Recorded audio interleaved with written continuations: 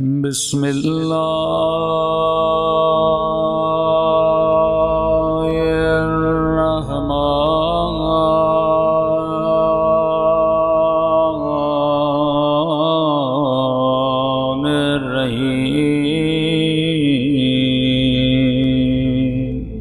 जब तक अदब नहीं है, सिफत अदब नहीं है, इंसान मकामात उलिया को परख नहीं सकता, परवाज इसकी बुलंद हो नहीं सकती। करबला में बेअदब लोग मौजूद थे। हज़रत अब्बास को इतना दर्जा क्यों मिला? क्योंकि अब्बास बाअदब थे।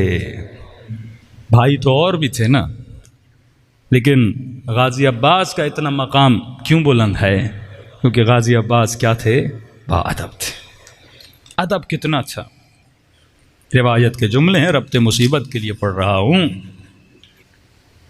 कहते हैं कि जब 2 मुहर्रम का दिन आया, शिमर ने हुक्म दिया कि ख़याम हुसैनी को फुरात के किनारे से हटा दिया जाए। कहते हैं हज़रत अब्बास को इतना जलाल आया कि अपनी तलवार निकाली और अब्बास ने लकीर खींची।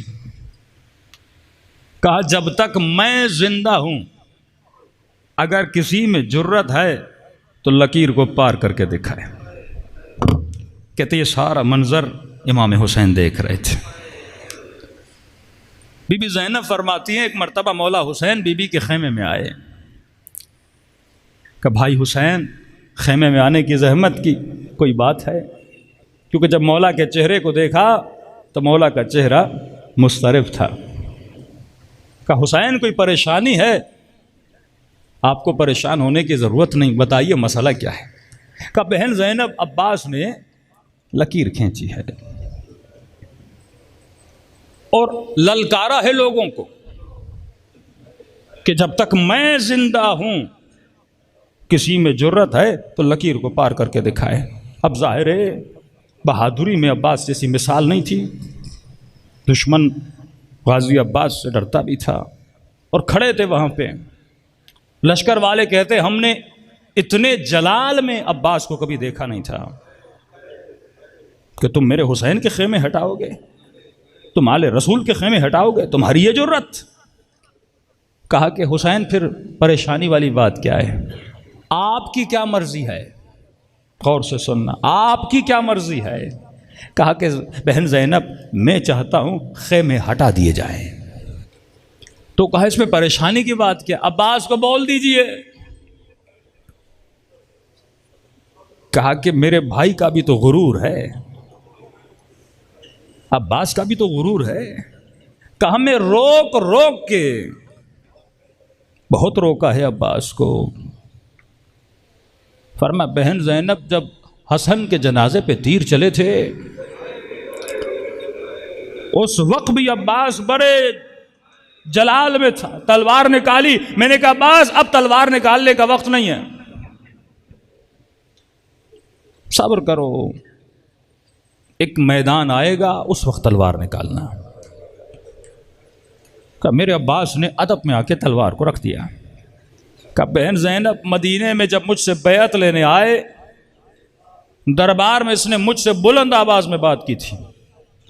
अब्बास दौड़ा दौड़ा अंदर आया और तलवार निकाली। मैंने कहा, अब्बास, अभी नहीं, एक मैदान आएगा, सब्र करो, उस वक्त तलवार निकालना।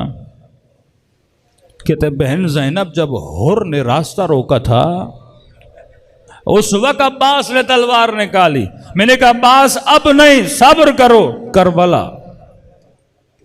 कहते हैं बहन ज़ैनब, अब कैसे रोकूं, करबला भी आ गई, मुझसे रोका नहीं जाता। एक जलाल वाला जवान हो ना, बार बार रोको, कहीं अब्बास का दिल टूट न जाए। बीबी ज़ैनब ने कहा, आप समझा दो तो बेहतर है। मौला हुसैन खेमे से चले गए।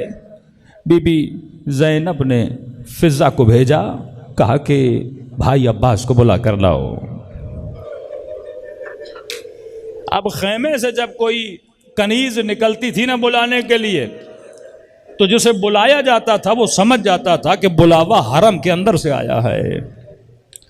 जैसे फिजा बाहर निकली कुछ कहना चाहती थी, अब्बास की निगाह पड़ी, दूर से इशारा किया, अम्मा फिजा आगे आने की जरूरत नहीं है, मैं खुद आऊंगा। अदब देखते जाना, कितना अदब है गाजी अब्बास के वजूद में। बीबी फिजा कहती है जब अब्बास ने मुड़ के देखा मैं भी खाइफ हो गई।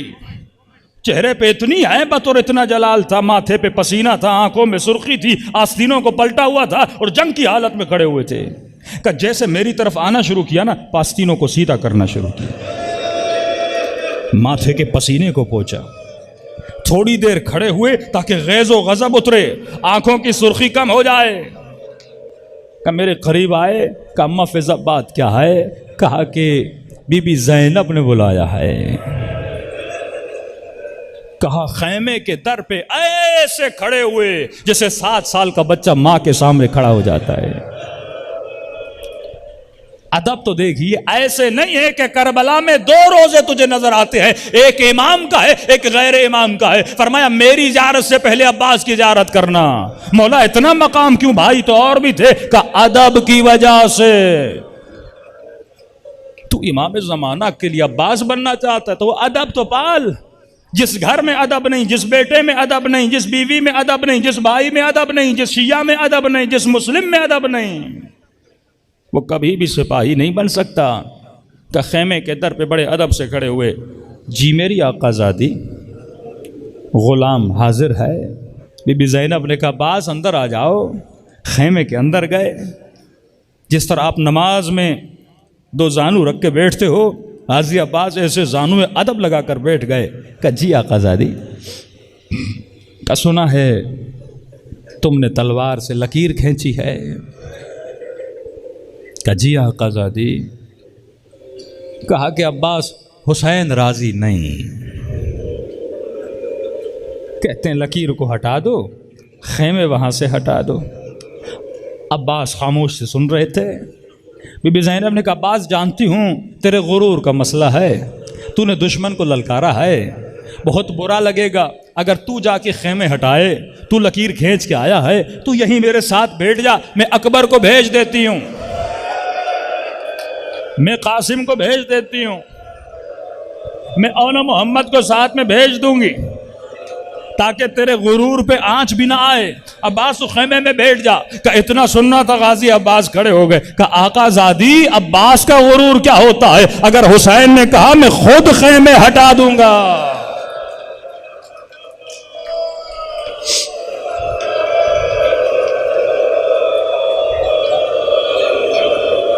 मेरा गुरूर क्या होता है? ताज्जुब होता है। कोई जवान कहते मौलाना मुझे ये पसंद है, कोई खातून कहती है ऐसे कपड़े मुझे पसंद हैं। तेरी पसंद और नापसंद क्या होती है? अगर तेरा हुलिया ऐसा नहीं जैसा तेरे इमाम ज़माना को पसंद नहीं, तो अपने मौला को नाराज़ कर रहा है। मकाम चाहिए तो अदब हासिल करो। मजलिस हुसैन अदब के लिए है।